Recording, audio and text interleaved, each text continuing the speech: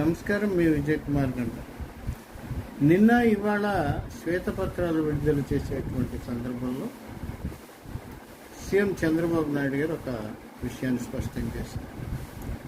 గత ప్రభుత్వం అధికారుల చేత అనేక తప్పిదాలు చేయించింది, అవన్నీ బలవంతంగా చేయించింది, బెదిరించి చేయించింది, లేదా ఇంకొక రకంగా చేయించింది అనే విషయాన్ని పరోక్షంగాను ప్రత్యక్షంగా చెప్పారు. దానివల్ల గొప్ప అధికారులంతా కూడా చేయని తప్పుకి వాళ్లే బాధ్యులై కోర్టుకు వెళ్ళి జైలు శిక్షలు అనుభవించినటువంటి పరిస్థితులు ఉన్నాయని చెప్పి ఆవేదన వ్యక్తం చేశారు.